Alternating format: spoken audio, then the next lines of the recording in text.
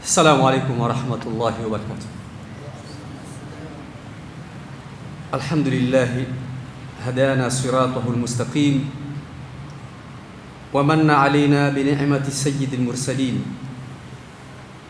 لقد من الله على المؤمنين إذ بعث فيهم رسولا من أنفسهم يتلو عليهم آياته ويزكيهم ويعلمهم الكتاب والحكمة وإن كانوا من قبل لفي ضلال مبين. أحمده عدد ما خلق وملء ما خلق وأشكره عدد ما أحصى كتابه وملء ما أحصى كتابه وأشهد أن لا إله إلا الله وحده لا شريك له وأشهد أن محمدا عبده ورسوله أنصح الناس للناس وأتقاهم لله عزيز عليه ما عنتم حريص عليكم بالمؤمنين رؤوف رحيم. صلى الله وسلم وبارك عليه وعلى آله وأصحابه. آمنوا بالله ورسوله وعزروه ونصروه واتبعوا النور الذي أنزل عليه أولئك هم المفلحون. الأنصار منهم والمهاجرون والتابعون لهم بإحسان إلى يوم الدين. أما بعد. Ndugu zangu Waislamu, baada ya kumhimidi Allah subhanahu wa ta'ala na kumtakia rehma kipenzi chetu mwalimu wetu Bwana Mtume Muhammad sallallahu alaihi wasallam, sina budi kuwahusia nyinyi pamoja na kujihusia nafsi yangu kumwogopa Mwenyezi Mungu subhanahu wa ta'ala. Tena tumwogope Mungu haki ya kumwogopa, na tujilazimishe kushikamana na ile kamba isiyokatika, na kila mmoja katika sisi ajue ya kwamba atarudi kwa Mola wake. Baada ya kurudi kwa Mola wako, ujue maneno yako, vitendo vyako vyote vitahesabiwa. Kwa ajili hiyo, fahasibu anfusakum kabla alhisab, lazima kila mmoja ajihesabu nafsi yake kabla ya siku ya hisabu haijaja, kwani utarudi kwa Mola wako na utahesabiwa. Pia wazinu a'malakum qabla almizan, na kila mmoja katika sisi ana uwajibu azipime amali zake anazozifanya hapa duniani kabla ya mizani ile ya Allah subhanahu wa ta'ala haijamfikia. Siku ipi hiyo? Yauma idhin tu'radun la takhfa minkum khafia. Kwa hiyo kila mmoja katika sisi ajiandae na haya, ajihisabu kabla hajahesabiwa, na azipime amali zake kabla hazijapimwa siku ya Kiyama na Allah subhanahu wa ta'ala. Ndugu zangu Waislamu, darasa yetu ya leo tutakumbushana juu ya haki za Mtume Muhammad sallallahu alaihi wasallam. Mtume wetu Muhammad ana haki za kuhisabika ambazo ziko katika migongo yetu. Ni wajibu wetu tumtekelezee Mtume Muhammad sallallahu alayhi wasallam, kwani Mtume Muhammad sallallahu alayhi wasallam amechaguliwa na Mungu na akapewa jina na Mwenyezi Mungu subhanahu wa ta'ala, jina alilopewa la julisha utukufu na sifa, na jina lenyewe alilopewa na Allah subhanahu wa ta'ala alipewa jina la Muhammad. Kwa hivyo Mtume Muhammad sallallahu alaihi wasallama ni mahmudun inda Allah, mahmudun inda malaikatihi, mahmudun inda ikhwanihi almursalin alayhimus salatu wassalam. Mtume Muhammad sallallahu alaihi wasallama daraja hiyo hakupewa na kiumbe chochote, bali alipewa na Allah subhanahu wa ta'ala, kwamba yeye ni mahmud hata kwa ndugu zake mitume waliotumilizwa na Allah subhanahu wa ta'ala. Japokuwa baadhi ya watu walikwenda wakamkufurisha Mtume Muhammad sallallahu alaihi wasallam, lakini juu ya yote hayo amechaguliwa na Mungu na amesifiwa na Allah subhanahu wa ta'ala, kwani sifa zake Mtume sallallahu alaihi wasallama ni mahmuda inda kulli dhi aqli. Sifa za Mtume Muhammad sallallahu alaihi wasallam ni mahmuda kwa kila mwenye akili, wa inkabara wa jahada, japokuwa kuna watu huzipinga sifa za Mtume Muhammad sallallahu alaihi wasallama, lakini amesifiwa na Mungu. Na yeye mwenyewe Mtume sallallahu alaihi wasallama akaja akajisifu nafsi yake kutuonyesha sisi umma wake kwamba yeye amesifiwa na Mungu na amepewa na daraja kushinda wale mitume wenzake waliochaguliwa na Allah subhanahu wa ta'ala. Mtume sallallahu alaihi wasallam akisema kuthibitisha hili, ana sayyidu waladu adam wala fakhar, mimi Mtume Muhammad sallallahu alaihi wasallam ni bwana wa watoto wa Adam alayhi salam, tena wala fakhar, si fahari kwangu, hiyo ni cheo na daraja niliyopewa na Allah subhanahu wa ta'ala. Wa awwalu man tunshahu anhu al-ardh, mimi ndiye mtu wa kwanza nitakaye pasukiwa na ardhi siku ya Kiyama, siku ya ba'th, siku ya binadamu kufufuliwa, parapanda limepigwa lile. Mtume sallallahu alaihi wasallam asema yeye ndiye mtu wa kwanza atakayepasukiwa na ardhi kwa amri ya Allah subhanahu wa ta'ala. Wa awwalu shafi', Mtume sallallahu alaihi wasallam asema yeye ndiye mtu wa kwanza atapewa nafasi ya kutufaia umma. Hakujipatia sifa hizi, hakujipatia daraja hizi, bali alipewa na Allah subhanahu wa ta'ala. Sisi Waislamu wajuaji, tulipoisoma hadithi hii ya kwamba Mtume asema wa awwalu shafi'in, tukasema tushapata mlango wa kupita. Sisi ni ummati Muhammad, sisi ni umma bora. Kwa hivyo Mtume sallallahu alaihi wasallam siku yake Kiyama asema yeye ndiye mtu wa kwanza kushufaia umma na sisi ni umma wake. Kwa hivyo hakuna wasiwasi, ponda mali kufa kwaja, siku ya Kiyama Mtume yuko, atatushika mikono tu tuingie peponi. Tupoteza wakati, fanya ulipwe, ipendekeze upendwe, lima uvune. Hiyo nafasi mwachie mwenyewe Mungu. Mungu ndiye ajuaye Mtume sallama atapewa nafasi kumshufaia nani na nani. Lakini usikae na uvivu tu bila ya kulima, utakwenda kupata adhabu ya Allah subhanahu wa ta'ala siku ya Kiyama. Ndugu Muislamu, Mtume Muhammad sallallahu alaihi wasallam alikuja kuokoa binadamu na shirki. Mtume sallallahu alaihi wasallam akaja akaokoa binadamu na dhulma, akaja akaokoa binadamu na kila chafu.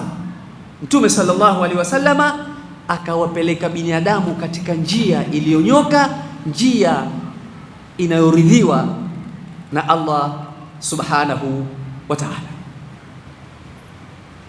Ndugu yangu Muislamu, Mwenyezi Mungu subhanahu wa ta'ala asema katika Qur'an, awalam yakfihim anna anzalna alayka alkitaba yutla alayhim inna fi dhalika la rahmatan wa dhikra liqaumin mu'minin.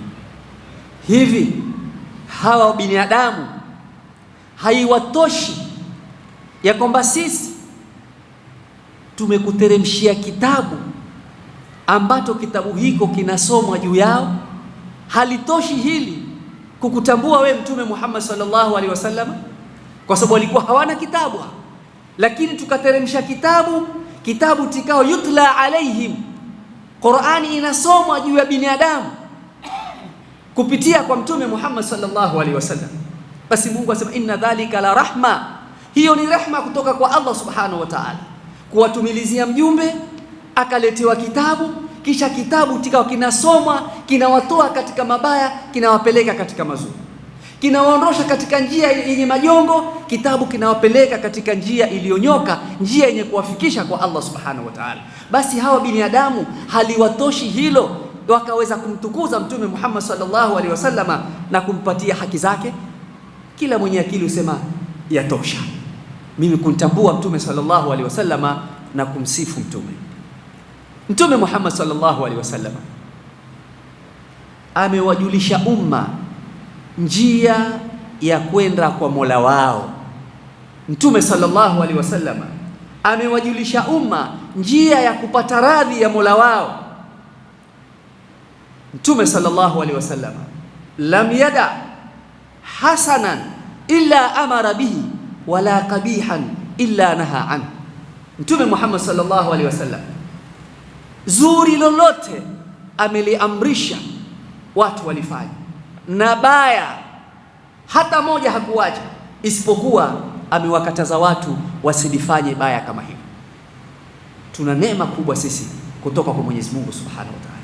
Ndipo Mungu aliposema katika Qur'an tukufu, laqad manna Allahu 'ala al-mu'minin idh ba'atha fihim rasulan min anfusihim.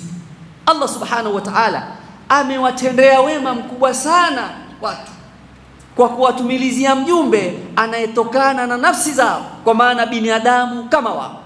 Hii ni neema kubwa. Hatukuletewa malaika. Ingekuwa shida kumfuata malaika sisi. Malaika hawali, malaika hawaoi, hawanywi, hawaaswi. Sisi tutaka kula, tutaka kunywa, tutaka kuoa na kadhaa na kadhaa na kadhaa. Ingekuwa shida.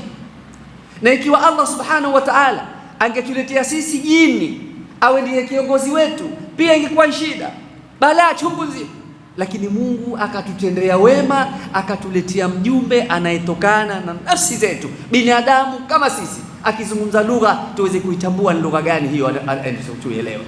Anavovaa na si tuvae, anavokula na si tule, anavokunywa na si tunywe, anavokwenda toni na si twende toni, anavooa na si tuoe, anavolala na wake zake na si tuwezi kulala na wake zetu, kama anavofanya yeye. Ni neema kubwa kutoka kwa Allah Subhanahu wa Ta'ala. Sasa mjumbe huyu mwenye sifa hizi, aliyoletwa kututoa katika matatizo, aliyekuja kutufundisha njia ya kufika kwa Mola wetu, aliyekuja kutufundisha njia ya kupata radhi za Mola wetu, ana haki zake juu yetu, lazima tuzijue, na ni wajibu wetu tumtekelezee Mtume sallallahu alaihi wasallama haki kama hizo. Tena si khiari, bali ni wajib ala kulli muslim, ni wajibu juu ya kila Muislamu haki hizi aweze kumtekelezea Mtume Muhammad sallallahu alaihi wasallam, ikiwa kweli yeye anamtambua Mtume, ikiwa kweli yeye anamheshimu Mtume Muhammad sallallahu alaihi wasallam. Haki ya kwanza ambayo ni wajibu juu ya kila Muislamu amtekelezee Mtume Muhammad sallallahu alaihi wasallama, al-imanu bihi, ni kumwamini Mtume Muhammad sallallahu alaihi wasallam imanan sadiqa, ile imani ya ukweli, imani ya vitendo, sio imani ya maneno, sio imani ya kujibambanya bambanya. Kwa sababu hakuna imani ya mtu kusema tu nimeamini. Laisa liiman bitamanni watahalli, hakuna imani ya kutamani na imani ya kujipamba pamba nayo tu. Walakinna al-iman, lakini imani ma waqara fil qalbi wa saddaqahu al-amal. Imani ni ile iliyotulia katika moyo kisha ikasadikishwa na matendo yako, unayesema kwamba nimemwamini Mtume Muhammad sallallahu alaihi wasallam. Kwa hivyo haki ya kwanza ya Mtume Muhammad sallallahu alaihi wasallam iliyoko juu yetu, ambayo ni wajibu tumtekelezee Mtume sallallahu alaihi wasallama, al-imanu bihi, ni sisi kwenda kumwamini Mtume Muhammad sallallahu alaihi wasallam. Kwa sababu kumwamini Mtume ni min arkanil iman, ni katika nguzo za imani. Sisi tuna nguzo za imani 6. Moja katika nguzo 6 ni al-imanu birrusuli, sisi kuamini mitume, na Mtume Muhammad sallallahu alaihi wasallama min ar-rusuli, ni katika hiyo mitume. Kwa hivyo ni wajibu kila mmoja katika sisi amwamini Mtume Muhammad sallallahu alaihi wasallam. Mwenyezi Mungu Subhanahu wa Ta'ala asema katika suratu At-Taghabun aya 8, Mwenyezi Mungu asema faaminu billahi wa rasulihi wan nuri alladhi anzalna, muaminini Mungu na mjumbe wake Muhammad sallallahu alaihi wasallam. Amri kutoka kwa Mungu, faaminu billahi wa rasulihi wan nuri alladhi anzalna, pia muiamini ile nuru ambayo tumeiteremsha.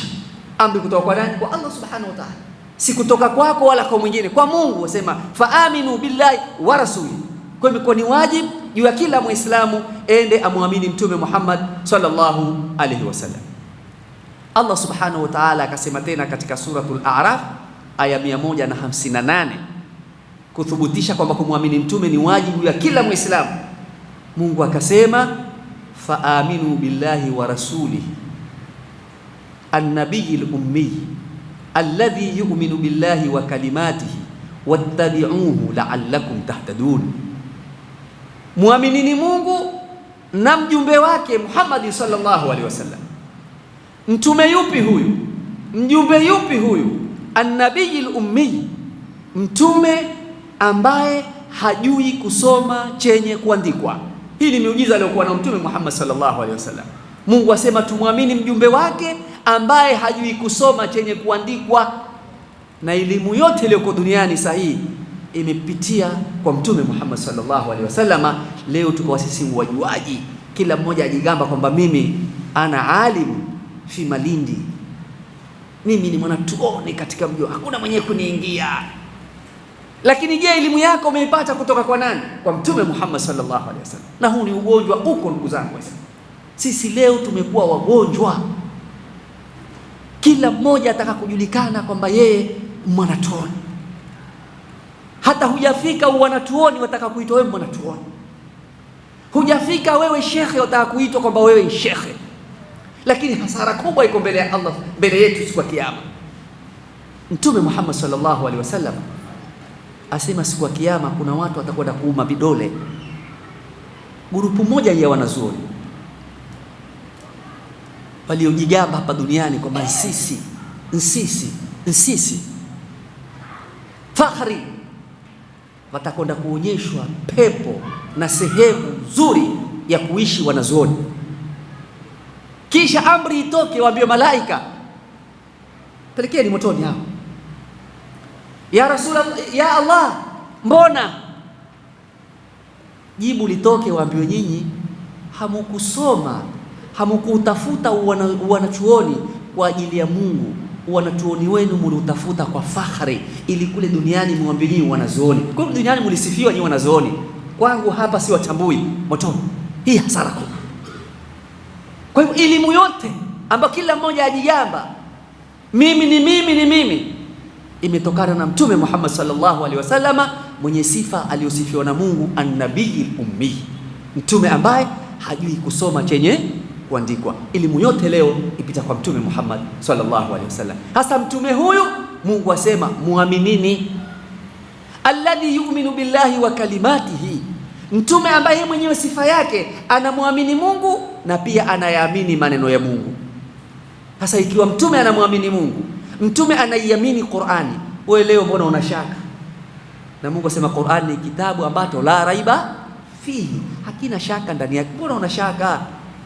Ndio ukaipiga aya wala takrabu zina innahu kana fahishatan wa saa sabila. Kisha maskini baada ya dakika 20 wewe tayari nafsi nikudanganya, ibilisi ankudanganya, ile aya umeibadilika mateke, uko ndani ya zina. Bado hujaamini Qur'an. Bana usile riba, wa ahalla Allahu al-bai'a wa harrama ar-riba. Wewe maskini, wewe na riba kama mtu na shangazi yake, kama mtu na mjomba wake, hawezi kuepukana. Kijibu ana wansharo. Hizi ndizo tabia na sifa ambazo tumekuwa nazo Waislamu, sifa mbaya. Hizi zitatupeleka ndani ya moto wa Jahannam. Kitabu tunacho, nuru tunayo, si tuko ndani ya magiza. Hasa Allah subhanahu wa ta'ala asema faaminu billahi wa rasulihi an-nabiyil ummi alladhi yu'minu billahi wa kalimatihi wattabi'uhu la'allakum tahtadun. Basi mfuateni Mtume Muhammad sallallahu alaihi wasallam mupate kuongoka.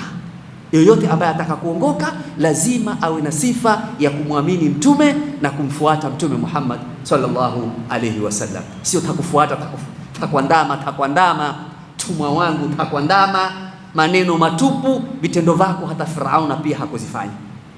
Moto wa kungojea mbele ya Allah subhanahu wa ta'ala. Hii ni sifa ya kwanza, au ni haki ya kwanza ya sisi waumini tumtekelezee Mtume Muhammad sallallahu alaihi wasallama, nayo si haki nyingine bali ni haki ya kumwamini Mtume Muhammad sallallahu alaihi wasallam. Haki ya pili, ni mahabbatuhu sallallahu alaihi wasallam, kumpenda mtume sallallahu alaihi wasallam. Ni wajibu wa kila Muislamu ampende mtume, akitaka asitake, ikiwa yeye ataka pepo. Lakini sio mahaba barudhera. Kuna mahaba ya kweli na mahaba ya kudanganyana na mahaba banudhera, aliyejirusha juu ya jabali mpaka chini akavunjika viungo vyote akabakia kitandani kiwete. Mahaba haya Mungu hayatambui. Mahaba haya Mtume sallallahu alaihi wasallam hayatambui. Mungu ataka mahaba ya ukweli, mahaba ya dhati. Muislamu ampende Mtume Muhammad sallallahu alaihi wasallam. Hisi mahaba yetu leo tuyajua ya peni mbili na ndururu hapa. Subhanallah, kila mmoja tharthar, kila mmoja ampenda Mtume Muhammad sallallahu alaihi wasallam. Lakini ukimwangalia yule anayekwambia mimi nampenda Mtume, vitendo vyake kama nilivyotangulia kusema, hata Firauna pia na Hamana hawakuzifanya, yeye anazo, lakini ampenda Mtume. Kishali begani, kanzu ya maelfu, basi ambaki wana kanzu na kishali na kofia basi na maneno mengi, lakini mahaba ya Mtume hana.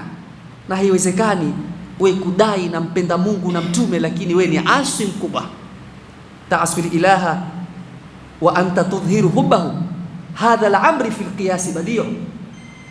Law kana hubbuka sadiqan la ata'tahu, innal muhibba liman yuhibbu muti'. Haiwezekani wewe kuanzia asubuhi mpaka jioni wamwasi Mungu tu, lakini ukienda kijiweni mimi nampenda Mungu, wadhihirisha mahaba ya Mungu, lakini wewe kumwasi Mungu tu. Hadha la amri fil qiyas badiu. Hili haliingia akilini. Kila mwenye akili hakubaliani kwamba huyu ampenda Mungu kweli, yeye muasi tu. Vile vile haiwezekani wewe wampenda Mtume tu kwa maneno, lakini wewe vitendo vyako ziko tofauti na Mtume Muhammad sallallahu alaihi wasallam. Kwa nini?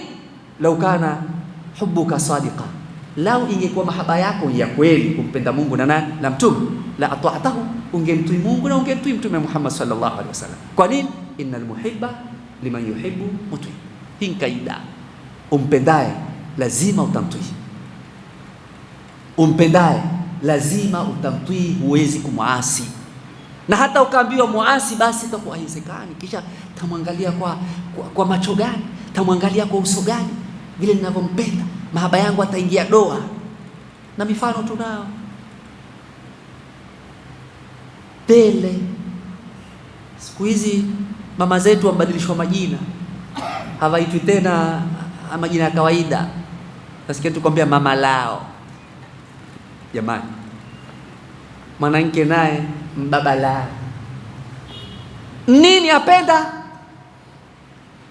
Una kielfu chako umekipangia kwendea Mombasa, 500 kwenda 500 kurudi, lakini ukitoka mama lao kwambia bane, kuna deshi kule duka fulani mmesikia lauzwa pesa kadhaa, kwa hivyo nakwambia usirudi bila kuletea deshi. Mama lao atoa amri langoni. Wapiga akili, mimi ndio nao ni 1000, mtanunua na nini? Lakini umpendaye shakwambia niletee, basi utakwenda mbio ubambanye mpaka 1000 iongezeke. Na ukienda stage utakwenda kulalamika kwa manamba, ulalamike kwa kondakta mpaka kutuko kwa shilingi 300 kwenda na kurudi 300, katika 1000 ibakie 400, na kile kingine utanganye, ili ukiingia langoni umletee mama lao kile alichokitaka. Kwa nini? Wampenda. Na pengine akudanganya na kupenda hakupendeka. Wewe ukiondoka ndo basa huko na namba 2 na namba 3, lakini maskini ya Mungu wewe usema mpeke yangu ndiye napendwa hapa, utamletea. Kwa nini? Wampenda. Innal muhibba liman yuhibbu muti'. Sasa wewe kweli wampenda Mungu, humwasi. Wampenda Mtume Muhammad sallallahu alaihi wasallam, hutokwenda kumwasi. Kwa hivyo hii ni haki ya pili ambayo iko kwetu, tumtekelezee Mtume Muhammad sallallahu alaihi wasallam, nayo ni mahabbatuhu sallallahu alaihi wasallam. Sisi kwenda kumpenda Mtume Muhammad sallallahu alaihi wasallam si khiari, wajiba ala kulli muslim. Kumpenda Mtume sallallahu alaihi wasallam ni wajib juu ya kila Muislamu, idh hiya min mahabbati llahi ta'ala. Kwani mtu akenda akimpenda Mtume Muhammad sallallahu alaihi wasallam tayari anakwenda kupata mahaba ya Mungu, na kila mmoja ataka mahaba ya Mungu. Kwa njia moja ya kupata mahaba ya Allah subhanahu wa ta'ala ni wewe kwenda kumpenda Mtume Muhammad sallallahu alaihi wasallam. Wa kadhaba man za'ama annahu yuhibbu Allah ta'ala wa huwa la yuhibbu khaliluhu, na amesema urongo sana yoyote mwenye kudai kwamba yeye anampenda Mungu kisha akawa hampendi kipenzi cha Mungu, huyo amesema urongo. Wewe wampenda Mungu lakini kipenzi cha Mungu Mtume Muhammad sallallahu alaihi wasallam wewe humpendi, wewe mrongo, mahaba yako si ya kweli. Ndugu yangu Muislamu, kumpenda Mtume Muhammad sallallahu alaihi wasallam ni min a'dhami wajibati iman, ni katika wajibu mkubwa wa imani.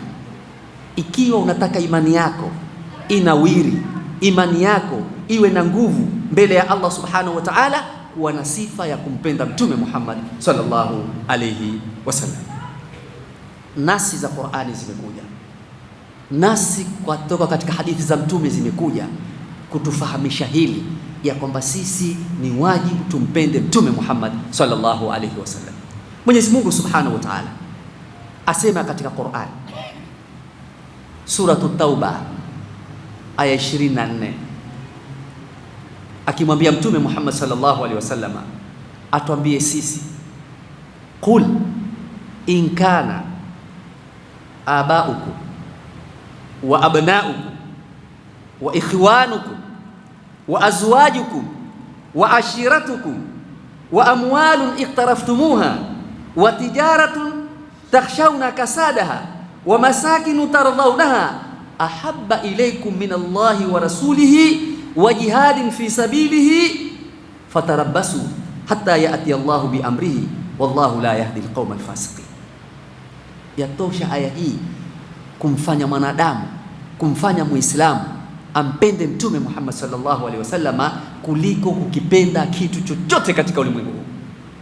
Allah asema kumwambia Mtume atuambie sisi, in kana abaukum, wakiwa baba zenu waliowazaa, wa abnaukum, na wakiwa watoto wenu mliowazaa, wa ikhwanukum wa azwajukum, na ndugu zenu na wake zenu, wa ashiratukum, na jamaa zenu, wa amwalun iqtaraftumuha, na ikiwa yale mali ambayo nyinyi mnayatuma ya halali na haramu, wa tijaratun takhshawna kasadaha, na zikiwa zile biashara zenu mnazoogopa zisiharibike, wa jihadin fi sabilihi, na ikiwa nyinyi mtayapenda mali yenu na ndugu zenu kadhaa kadhaa, muate kujitolea katika kuutetea Uislamu na dini hii, basi fatarabbasu, ngojeni, hata yaati Allahu bi amri, mpaka Mungu alete adhabu yake. Hii ni kauli ya Mungu atuambia sisi, ikiwa tutawapenda baba zetu kuliko kumpenda Mtume na Mungu, ikiwa tutapenda wake zetu kuliko kumpenda Mungu na Mtume, ikiwa tutapenda majumba yetu, biashara zetu kuliko kumpenda Mungu na Mtume, Mungu asema fatarabbasu hatta yaati Allahu bi amrihi, ngojeni mpaka Mungu alete adhabu yake. Kwa maana mtakula kichapo mpaka mjue kweli mmekula kichapo, hamjui kimetoka wapi. Na Waislamu, vichapo twala tuli? Hebu jibuni, twala? Cha sasa kichapo gani twala sisi? Corona. Corona. Hivi vichapo jamani. Hatumpendi Mungu na Mtume sisi. Kila mmoja dunia hungangania mashamba, hungangania majumba, biashara, wake zetu, watoto wetu. Nini langu hili? Ini lako, ngojea basi alichafune. Fatarabasu hatta yaati Allahu bi amri, ngojeni mpaka Mungu alete adhabu yake. Na adhabu zimejaa vibachi vya kila leo. Saa hii ulimwengu mzima unda mbio, corona ikazana tu corona. Kila mmoja umuonaye mkitambaa mfukoni, kitambaa pwani na midomoni. Na ikiwa hukikivaa kitambaa ndinga sasa hii ya kubeba ndani 1000, 200, 3 utatoa. Mwanao akitoka nyumbani, funga kitambaa, usitoke bila barakoa. Adhabu kutoka kwa Allah subhanahu wa ta'ala. Sababu nini? Mungu tumweka nyuma, Mtume sallallahu alaihi wasallam tumemweka nyuma. Mungu mwisho aya asema, wallahu la yahdi alqauma alfasiqin, Mungu hawaongozi watu mafasiki. Hatari kubwa iko hapa, tuizangatieni vizuri sana hii aya. Wallahu la yahdi alqauma alfasiqin, Mungu hawaongozi watu mafasik. Aya Mungu mwisho ndio wanavyosema kwamba mahaba ya Mungu na mahaba ya Mtume Muhammad sallallahu alaihi wasallama ni wajibu kuchangulizwa kuliko kitu chochote. Kwa hiyo kumpenda Mtume Muhammad sallallahu alaihi wasallam, ndipo Mtume sallallahu mwenyewe akasema katika hadithi yake tukufu, maneno yake ya ukweli ambayo kwamba hayana urongo, kwa sababu Mungu asema wama yantiqu anil hawa in huwa illa wahyun yuha. Kwa Mtume sallallahu asema katika hadithi yake tukufu kutufahamisha sisi, la yu'minu ahadukum hatta akuna ahabba ilayhi min walidihi wa waladihi wan nasi ajma'in. Hawi muumini mmoja wenu, haikamiliki imani ya mmoja wenu hata akuna, mpaka niwe mimi Mtume Muhammad sallallahu alaihi wasallama ahabba ilaihi, napendeza zaidi kwake, napendekeza zaidi kwake, miwalidihi, kuliko mtu kupenda wazazi wake. Mahaba ya Mtume yaweko mbele ya wazazi wako nyuma. Wa waladihi, na mahaba ya Mtume yaweko mbele ya mwanao yaweko nyuma. Wanasi ajma'in, na watu wote tena waliobakia mapenzi yao yaweko nyuma, ya Mtume yaweko mbele. Hapo ndio imani yako itafanya nini? Itakamilika. Huu ndiye Mtume Muhammad sallallahu alaihi wasallam. Kwa hivyo hii ni haki ya pili iliyoko katika migongo yetu, tumtekelezee Mtume Muhammad sallallahu alaihi wasallam, yani tumpende. Na unatokipenda hukiaswi, unatokipenda unakitwii. Ukikitwii ndio mahaba yako yamefanya nini? Yamekamilika. Haki ya tatu ya kumtekelezea Mtume Muhammad sallallahu alaihi wasallam, wilayatu atba'ihi wal bara'atu min a'da'ihi, ni sisi kuwapenda wafuasi wa Mtume Muhammad sallallahu alaihi wasallam, wal bara'atu min a'da'ihi, na kujiepusha na maadui wa Mtume. Ni haki umtekelezee Mtume. Kila mfuasi wa Mtume wewe umpende, na kila adui wa Mtume wewe umwepuke. Sisi leo kila mfuasi wa Mtume ndiye adui kwako, na kila adui ya Mtume ndiye kipenzi kwako. Haya ndio maisha tuliobakia nao sisi. Ndio utasikia kila anayejitolea zaidi kumfuata Mtume sallallahu alaihi wasallam upewa majina 360. Wewe jaribu leo, weka ndevu kama zile zinazowekwa kisawasawa, usike majina mchana. Na ndevu ni sunna. Mtume sallallahu alaihi wasallam asema, punguzeni masharubu, leeni ndevu, khalifu yahuda wan nasara, na khalifuni mayahudi na wanaswara. Weka ndevu mchana uangalie, na ukishtuka utapewa sifa kwamba huna, na baada ya muda hata umeenda na upepo kabisa. Kosa lako umemfuata Mtume Muhammad sallallahu alaihi wasallam kwa kuweka ndevu. Weka kanzu iweko juu hapo, angalia balaa. Jina lako litapotea, utaitwa kikanzu. Nini kanzu yako iko juu? Umemfuata Mtume Muhammad sallallahu alaihi wasallam. Hii ndio hali Waislamu walionao. Lakini wenye kuweka masharubu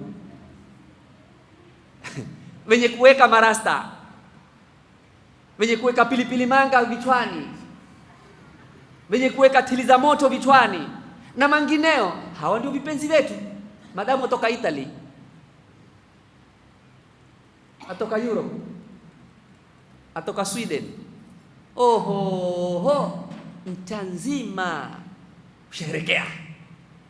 Adui ya Mungu la yasjud la yasum, hasujudi Mungu, hana Ramadhani anayofunga, lakini madamu yeye mashallah kipenzi cha kila mtu, wewe upitapo mfuasi wa Mtume mkudharauliwa.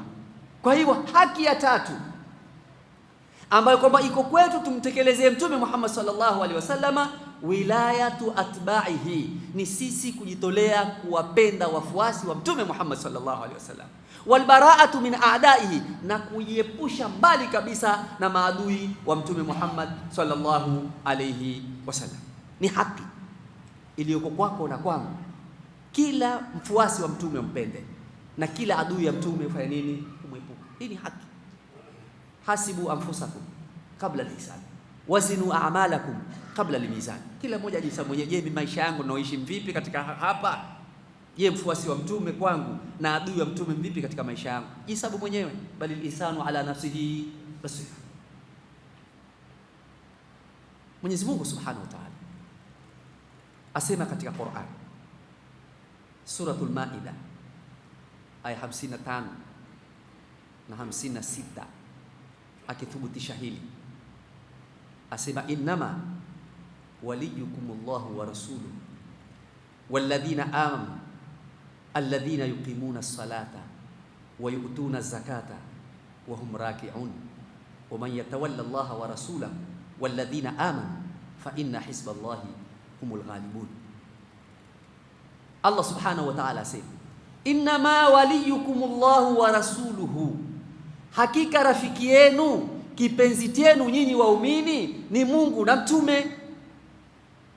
Mungu na mtume, Mungu atuambia sisi ndio wanaotakikana wawe vipenzi vyetu.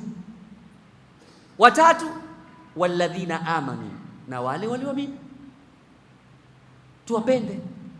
Kila aliyeamini tumpende, awe ndiye rafiki yetu, ndiye kipenzi chetu, kwa kauli ya Mungu mwenyewe. Uliokuja msikitini hapa kuswali, ndakutekeleza faradhi ya magharibi, Mungu amenifaradhia. Hasa huyu Mwenyezi Mungu uliokuja kuswali hapa kwa ajili yake ndiye anayekwambia kipenzi chako wewe muumini ni Mungu na mtume, walladhina amanu, na wale walioamini ndio vipenzi vyenu. Sisi walioamini ndio maadui zetu, tumbakia na kuangamizana tu basi. Adui ya Muislamu Muislamu, hasidi ya Muislamu Muislamu. Sijui ugonjwa huo toka wapi jamani? Hebu tufikirieni, mbona tuna nini sisi? Mbona maswahaba hawakuwa katika hali hii? Maswahaba walikuwa wapendana. Kwa lugha leo tunasema wanakatiana mkate mdomoni, kila mmoja ataka mwenzake ashibe, yeye afadhali abakie na njaa, mwenzake anywe, yeye ataka matakosa kinywaji akose, lakini mwenzake amekunywa. Sisi leo hutamani hata kama tulikuwa na ngazi tupande kwa Mungu, tu Mungu nzibie yule fulani riziki. Lakini mwenye kusema alisema, mja akiufunga wake wa Maulana wazi, ndio twaishi leo. Lakini laiti tungepewa funguo za riziki sisi, wengi wangekauka kama mende, wengi, kwa sababu hatupendani, lakini maadui tuwapenda. Ndio mpaka tumfikia mahali tuseme siku hizi mwanadamu bwana, kuishi jirani asiyekuwa Muislamu bora kuliko kuishi na Muislamu mwenzake. Hizi lugha ziko. Utakwenda kukodisha nyumba mahala, ikiwa kuna Waislamu wenzako waikimbie ile nyumba, usema pale ukodishiki. Kwa nini? Pale Waislamu bwana, tafuta nyumba kalau ni hawa wa jamaa angalau bwana. Hiyo ndio lugha zilizoko. Muislamu mwenzako subhanallah wamkimbia, au Muislamu mwenzako akukimbia, hii ni aibu gani? Kisha mbea Mungu, astaghfirullah nas'aluka aljannata wa na'udhu bika minan nar. Mungu tusamehe, tukuomba pepo, utuepushe na moto. Moto tutakwenda kula moto sisi na kofia zetu, kwa sababu ya tabia zetu tulizonazo ya kumkhalifu Allah subhanahu wa ta'ala. Kwa Mungu atuambia hapa kuthibitisha hili ya kwamba sisi ni haki tuwapende wafuasi wa Mtume Muhammad sallallahu alaihi wasallam, na wafuasi wa Mtume ni wale walioamini. Mungu aliposema innama waliyukumullahu wa rasuluhu walladhina amanu, hakika vipenzi vyenu marafiki zenu nyinyi ni Mungu na Mtume na wale walioamini. Walioamini kina nani? Alladhina yuqimuna salata, wale wanaosimamisha swala, sio wanaoswali, wanaosimamisha swala. Kuna kuswali na kusimamisha swala. Sisi wengi uswali adhana, ngoja kwanza nimalize shughuli zangu, nikimaliza atakwenda kwa Mungu, naye tumeitwa huko, utakwenda si wako jamaa, utaswali huko, kisha mimi nitakwenda. Alfajiri vuta shuka lako wewe mpaka jua likupiga leo upaa, lakini nikienda dhuhuri msikitini taonekana mimi swali tahiyatul masjid, lakini kumbe hulibaraka mbili za asubuhi. Huku mkuswali sikusimamisha swala. Hawa hawajaamini hawa, lakini walioamini alladhina yuqimuna salata, wanasimamisha swala, wanaswali swala kwa wakati wake nyuma ya imamu, wana hamu, wakisikia Allahu akbar Allahu akbar, shughuli zao wanaacha, wanakimbilia msikitini kuswali. Hawa ndio wanasimamisha swala. Wayutuna zakata, na wanatoa zaka, wa hum raki'un, na wao na rukuu kwa ajili ya Allah subhanahu wa ta'ala. Mungu asema mbele, waman yatawalla Allaha wa rasulahu, na yoyote mwenye kumpenda Mungu na mtume wake. Walladhina amanu, na wale walioamini mtu akawapenda, basi wajue hao wamefaulu, hao pepo ni yao.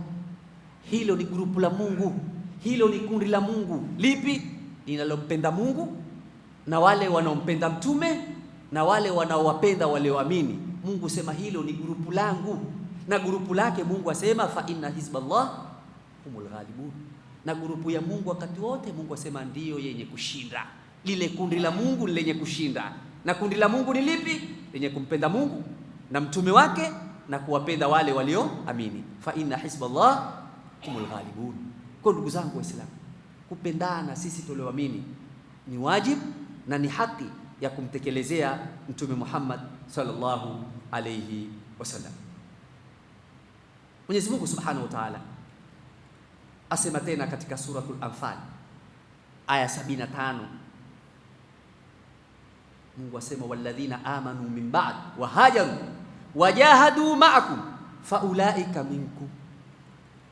Mungu asema wale walioamini baada ya Mtume Muhammad sallallahu alaihi wasallam kugura Maka kwenda Madina, kisha wahajaru, na wao pia wakagura wakamfuata Mtume sallallahu alaihi wasallam, wajahadu, na wakapigana jihadi, maakum, pamoja na nyinyi muliosilimu mbele. Mungu asema faulaika minkum, hao ni miongoni mwenu. Hivi ndivyo Qur'ani inavyotuelezea ndugu zangu Waislamu. Sasa tunapoisoma Qur'an tujaribu sana kuitafakari Qur'an. Tusoma yaka tu, alhamdulillah mimi mwezi huu neema mmesoma ita khitma. Sisi nimesoma khitma 10, kwa maana nimehitimisha sahafu mara 10. Lakini je, katika kuhitimisha sahafu mara 10 kwa mwezi mmoja, wewe aya ngapi unazitekeleza kuzifuata zilizokuamrisha, na aya ngapi zilizokukataza mambo usiyafanye umekatazika na mambo kama yale? Hebu jihesabu mwenyewe, au soma tu shamaliza funga. Tuna kawaida na tukimaliza msahafu juzu ngapi? Sheikh Said, msahafu juzu ngapi? Na 30 kule sana mahamri na kaimati na bajia na kahawa uchungu, sio ikawa nyingi na kahawa tamu. Nini? Tumehitimisha msahafu leo, furaha. Lakini kasoro chungu nzima tuko nazo. Qur'ani ambayo tumetuamrisha hatuna haja nayo, yale ambayo Qur'ani imetukataza tumeyapiga makamama. Tutapata hasara, tutasoma midomo itakuwa mirefu, ndimi zitakauka, na siku ya kiyama Allah atakwenda kututia motoni. Kwa nini hatuifuati Qur'ani inavyotaka? Kwa hivyo haki ya tatu ya kumtekelezea Mtume Muhammad sallallahu alaihi wasallama ni sisi waumini, sisi Waislamu kwenda kuwapenda wafuasi wa Mtume Muhammad sallallahu alaihi wasallama, kuwapenda wale walioamini. Mwenyezi Mungu Subhanahu wa Ta'ala asema katika suratu Tauba aya 71, walmu'minuna walmu'minatu ba'dhuhum awliya'u ba'd. Usoma aya hizi kila siku, lakini hatupendani. Ajabu ndio hii. Mungu asema waumini wanaume na waumini wanawake, ba'dhuhum awliya'u ba'd, baadhi yao ni vipenzi wa wengine, kwa maana hupendana. Waumini wanaume na waumini wanawake hupendana. Waislamu ni wapendane. Almuslim akhul muslim, muislamu ndugu ya nani? Ya muislamu. Leo tumbadilisha, almuslim aduul muslim, muislamu ndiye adui ya nani? Ya muislamu. Lakini lenye mwanzo lina mwisho, tutafika tu mbele ya Mwenyezi Mungu Subhanahu wa Ta'ala. Ndugu zangu Waislamu, ikiwa ni haki ya muumini juu ya muumini mwenzake kupendana, fakaifa bihaqi afdhalul mu'minin, vipi basi sisi juu ya ule mbora wa waumini wote ambaye ni Mtume Muhammad sallallahu alaihi wasallam? Ina maana mtume tumpende zaidi. Ikiwa sisi tumeambiwa tupendane, tena haki ya kupendana, vipi Mtume Muhammad sallallahu alaihi wasallam ambaye kwamba ni mwisho wa mitume? Basi fa mahabbatuhu, kumpenda Mtume sallallahu alaihi wasallam, wa nusratuhu, na kumnusuru Mtume Muhammad sallallahu alaihi wasallam, fardun ala kulli mu'min wa mu'mina, ni faradhi juu ya kila muumini mwanamume na juu ya kila muumini mwanamke ampende Mtume Muhammad sallallahu alaihi wasallam. Mtume Muhammad sallallahu alaihi wasallam asema la tadkhulul jannata hatta tu'minu wala tu'minu hatta tahabu, hamwezi kuwa waumini, hamwezi kuingia peponi mpaka mupendane.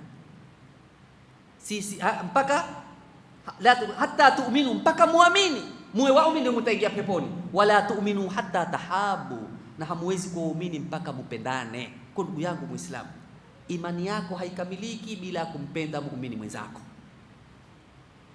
na huwezi kuingia peponi mpaka uwe muumini, na huwezi kuwa muumini mpaka mupendane. Ala adullukum ala shay'in idha fa'altumuhu tahabbtum, yes, wajulishi jambo ambalo mkilifanya mtapendana. Afshu salam bainakum. Leo sisi yeye na kidole, maisha gani jamani? Na tumeambiwa tusiwafuate Mayahudi na Wanasara. Si tunao tu, unywa kwa unyo, shubiri kwa shubiri. Hata wakiingia katika shimo la burukenge, tuko tayari kuingia na wao. Kwa hivyo hatuwezi kuingia peponi mpaka tuamini, na hatuwezi kuamini mpaka tupendane sisi kwa sisi. Kwa hiyo ni haki yetu kuwapenda wafuasi wa Mtume Muhammad sallallahu alayhi wasallam.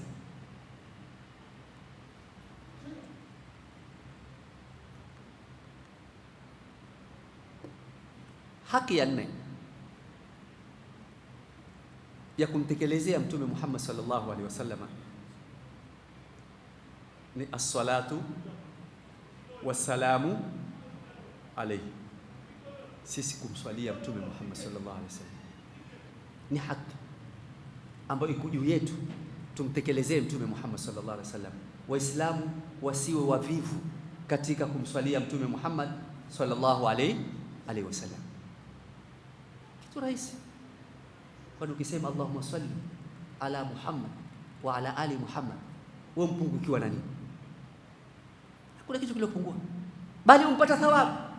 Lakini nasi shetani inakwenda kukudanganya, ikakughuri mpaka ikawa ni kazi kubwa wa Muislamu kusema Allahumma salli ala Muhammad, lakini mengineo ya umbea na udaku huchoki. Fitna, bughdha, kutia fitni, uhasidi, ili nyepesi kwako, lakini kumswalia Mtume Muhammad sallama ni jambo zito kwako, ili hali ni haki ya Mtume Muhammad sallallahu alaihi wasallama atekelezewe na Waislamu, atekelezewe na waumini.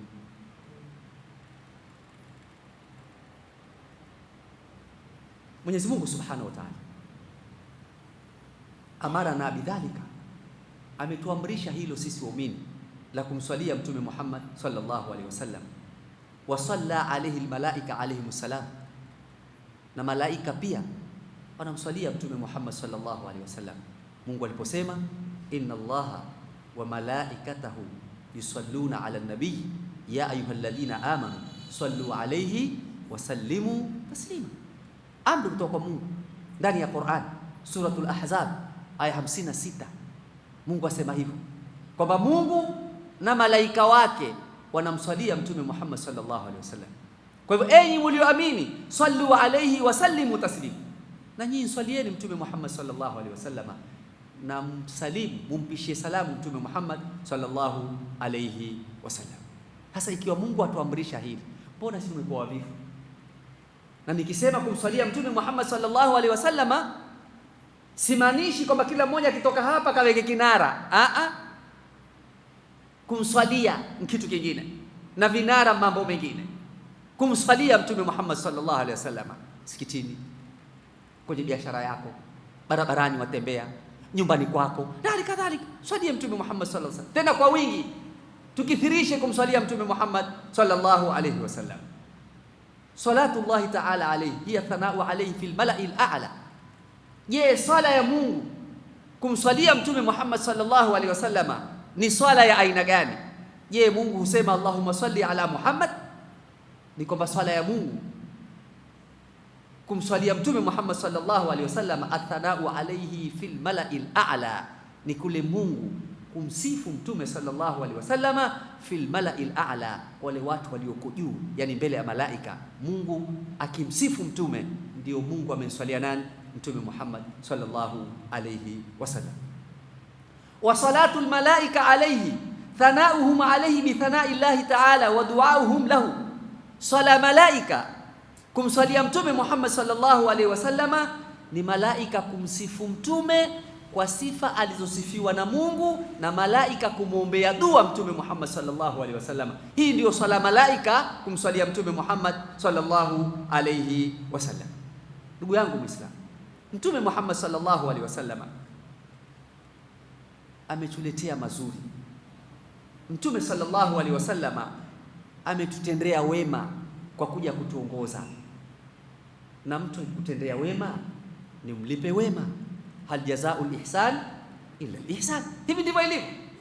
Sasa sisi hatuna cha kumlipa mtume Muhammad sallallahu alaihi wasallama, kwa hivyo Mungu akatupa amri tumswalie nani? Mtume Muhammad sallallahu alaihi wasallam. Na tunapomswalia basi Mungu anavyotupenda haipiti bure. Kila ukiswalia mtume, Mungu naye hukuswalia, huandikiwa thawabu. Angalia neema Mungu anavyotupenda. Sisi hatuitaki neema. Mtume sallallahu alaihi wasallam asema katika hadithi yake tukufu, man asda ilaykum ma'rufa fakafiuhu fa in lam tajidu ma tukafiunahu fad'u lahu. Mwenye kuwatendea wema, mwenye kuwafanyia mazuri, mlipeni. Lakini je, ikiwa hamuna cha kumlipa, basi fad'u lahu, muombeni dua. Hivi ndivyo ilivyo. Lakini leo maisha tulionao sisi, wewe ukitaka ubaya, tendea watu wema, hasa watendee Waislamu wema, uangalie balaa, hupati kulipwa malipo, hakuna, na dua pia huombewi. Zaidi yake utaitwa mwizi, msikiti ameujeka hivi. Ankula ngapi hapa? Ndio tulivyo. Uleta boksi 5 za misahafu hapa, tabiki hesabu, lakini zilikuwa 5, sio kama 5 ameziuza kwa jiani. Mtu ambeba misahafu kutoka Nairobi, amezilipia yeye kwenye basi, mpaka amewaletea boksi 5. Yeye mbiki hesabu zilikuwa 5, 10, 5 ameuza. Alikwambia nani? Ndio ile. Badili msema alhamdulillah, Mungu akubariki, Mungu akupe kadhaa, na kesho kupata kingine utuletee. Nyinyi mwampige hesabu mwizi, shamuibia Mungu atukie na sisi. Ndio ile. Na mtume asda ilaykum ma'rufa fakafiuhu, mwenye kuwaletea mazuri mlipeni.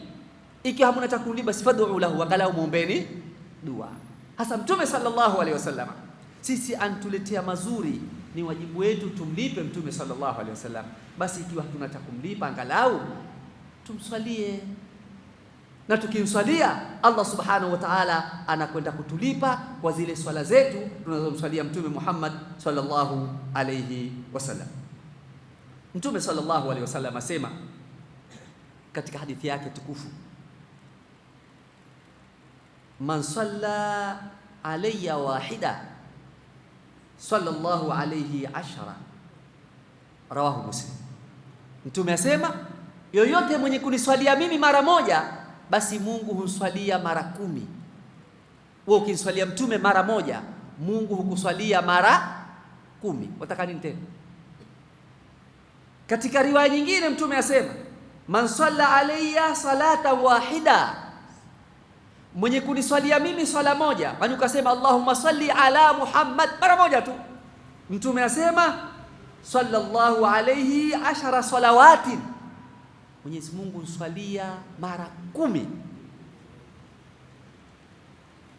Faida ya pili ya kumswalia mtume Muhammad sallallahu alaihi wasallam, baada ya Mungu kukuswalia mara 10, mtume asema wa huttat anhu 10 khati'at, Mungu humfutia mja yule makosa 10 kwa ile swala moja. Wa rafa'at lahu 10 darajati, na pia Mungu humuinua daraja mja yule aliyemswalia mtume mara moja, daraja 10. Una moto tena wewe Muislamu? Kuna moto kwako? Hiyo swala moja Mungu kusalia mara 10, akakufutia makosa 10, akakuinua daraja 10 kwa swala moja. Sasa asubuhi swali moja tu mtume, na dhuhuri moja mpaka isha, swala ngapi hizo? 5. Mungu akuswalia mara ngapi? Moja kwa 10, 50. Na daraja ngapi umeinuliwa? 50. Na makosa mangapi umefutiwa? Basi kama utakuwa motoni wewe, ni jana moto.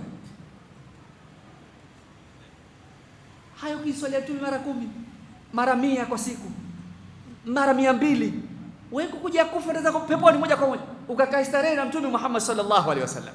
Lakini sisi ni wavivu kwa mengineo, kama nilivyosema, mstari wa mbele, lakini katika yale mazuri sisi tuko mstari wa nyuma. Kwa hivyo hii ni haki yetu waumini, tumswalie Mtume Muhammad sallallahu alaihi wasallam, tukithirishe tena swala za kumswalia Mtume sallallahu alaihi wasallam. Ni haki ya Mtume iliyoko kwetu, tumswalie. Waislamu tusiwe wavivu kumswalia Mtume Muhammad sallallahu alaihi wasallam. Tutakwenda kuona malipo makubwa mbele ya Mwenyezi Mungu siku ya Kiyama, yauma la yanfa'u malun wala banun illa man atallaha biqalbin salim. Tutafika hiyo siku, na wa kullu atin qarib, kila kinachokuja tiko karibu. Madamu Mungu asema Kiyama kinakuja, usikioni tiko mbali, tiko karibu, kitakuja tu. Haki ya tano ambayo ni wajibu wetu tumtekelezee Mtume Muhammad sallallahu alaihi wasallam, imtithalu amrihi, ni sisi kufuata amri za Mtume sallallahu alaihi wasallam. Huna uepukio wa kukwepa amri za Mtume Muhammad sallallahu alaihi wasallam. Ni wajibu kwa kitabu cha Mungu kwamba sisi tufuate amri za Mtume. Mungu asema katika suratu Muhammad aya ya 33, ya ayyuhalladhina amanu atiu Allaha wa atiu rasul wa la tubtilu a'malakum, enyi mlioamini mtuini Mungu na mumtii Mtume. Kwa hivyo sisi kufuata amri za Mtume ni wajibu, ni amri kutoka kwa Mungu. Ya ayyuhalladhina amanu atiu Allaha wa atiu rasul wa la tubtilu a'malakum, wala musibatilishe amali zenu mukaziharibu kwa kumshirikisha Mungu. Amri kutoka kwa Allah subhanahu wa ta'ala. Allah subhanahu wa ta'ala asema tena katika Qur'an, Suratul Anfal aya ya 20, ya ayyuhalladhina amanu atiu Allaha wa rasulahu wa la tawallaw anhu wa antum tasma'un. Kwa amri yatoka tena kwa Mungu, hii kuja kwetu tulioamini kwamba tumtii Mungu na tumtii Mtume Muhammad sallallahu alaihi wasallam. Kwa hiyo ni haki iliyo katika migongo yetu tumtekelezee Mtume Muhammad sallallahu alaihi wasallama. Nao ni haki gani? Sisi kwenda kumtii Mtume Muhammad sallallahu alaihi wasallam. Kwa Mwenyezi Mungu subhanahu wa ta'ala anawaamrisha waja wake bitaatihi wa taati rasulihi. Tumeamrishwa na Mungu tumtii Mola wetu na tumtii Mtume Muhammad sallallahu alaihi wasallam, na tujiepushe sana kumkhalifu Mtume Muhammad sallallahu alaihi wasallam, na tujiepushe kujifananisha na makafiri, na tujiepushe kumpiga vita Mtume Muhammad sallallahu alaihi wasallam, na tujiepushe na tabia ya kuacha kumtii Mtume Muhammad sallallahu alaihi wasallam. Sisi leo mstari wa mbele kujifananisha na makafiri. Nikitoka Watamu pale polisi kuna kibao cha Aquarius, kuna hoteli kule tu Aquarius, ni barabara ile moja kwa moja mpaka beach. Basi ukiangalia foleni ya zibuibui, foleni za kanzu na kofia zilizosimama kungoja nafasi ya kuruka barabara kwenda beach, utafikiri siku ya Kiyama. Sijui Malindi kama Mungu amewarehemu nyinyi. Mungu sio kwa hivyo tumelingana basi. Jamani, Mtume asema la tushariku yahudu fi a'yadihim, musishirikiane na Mayahudi katika idi zao. Basi wengine Watamu si karibu Malindi, wengine wako Bofa. Mmoja Bofa Kilifi, mmoja Bofa. Barabara hii ilivyo na magari yote atahuchi, gari kipinduka na utoka kumwasi Mungu. Mlikuwa chupuu kule bichi, na ana ajabu, pengine baba amekwenda na mke wake na binti zake, na kila afike kule buibui kando, mvisuruali na viguu vya kuwabana bana, wakwenda kuoga pwani. Maji ya pwani ni dawa, mpaka leo tu ndio maji ya pwani yanakuwa dawa. Siku zote si dawa, mpaka New Year, Christmas ndio maji ya pwani yamekuwa dawa. Baba hata haya halina, nishika mkono na binti zake na mke wake enda pwani, watu wote mwangalia yeye. ngoja kujianika kule pale. La tushariku yahud fi a'yadi, Mtume asema msishirikiane na Mayahudi katika idi zao. Tuna lazima sisi tushirikiane nao. Subhanallah, tutakwenda kwa Allah subhanahu wa ta'ala. Wa tasdiquhu fima akhbara, kumkubali Mtume, kumsadiki Mtume katika yale Mtume aliyoyatolea habari. Watinabu ma naha anhu wazajar, na kuepuka yale Mtume aliyoyakataza na akayakemea, uyepuke kando nayo. Ndio itakuwa wewe kweli umesema ashhadu anna Muhammada rasulullah. Ndugu zangu Waislamu, huu ndio Uislamu aliokuja nao Mtume Muhammad sallallahu alayhi wasallam. Mtume sallallahu alayhi wasallam asema kullu ummati yadkhuluna aljanna illa man aba. Qila ya Rasulullah wa man ya'ba? Qal man ata'ani dakhala aljanna wa man asani faqad aba. Mtume sallallahu alayhi wasallam asema kullu ummati yadkhuluna aljanna, ummati wangu wote wataingia peponi, illa man aba, isipokuwa mwenye kukataa. Yule atakayekataa mwenyewe, huyo hataingia peponi. Lakini Mtume asema ummati wangu wote wataingia peponi. Nani aliyemwambia Mtume atuambie sisi kwamba ummati wake wataingia peponi? Allah, wama yantiqu anil hawa in huwa illa wahyun yuha, illa man aba, isipokuwa mwenyewe hataki, hutaki huingi. Kila ya Rasulullah wa man yaba, masahaba kwamba Mtume sallam, ya Rasulullah, nani huyo mwenye kukataa kuingia peponi? Mtume akasema man atwa'ani dakhala aljanna, yule mwenye kunitii ataingia peponi. Wa man aswani faqad aba, na mwenye kuniasi huyo atakuwa amefanya nini? Amekataa.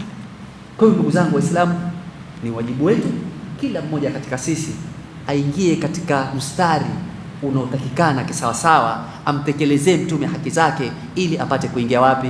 Peponi. La hutaki, bakia tu na kanzu zako na kofia zako na jina lako Abubakar, Umar, Faisal, Mahmud, endelea na majina tu, endelea.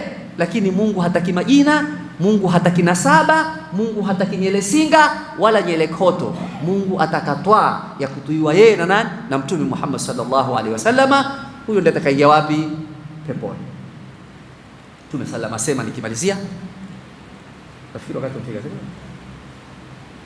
Mtume asema man abta'a bihi amalu lam yusri bihi hasabu, yule ambaye amali zake zimemweka nyuma, hana amali anayoifanya hapa duniani, lam yusri bihi hasabu, nasaba yake haimpeleki mbele. Kwa hiyo fanya ulipwe, na Mungu anayaona yale mnayoyafanya.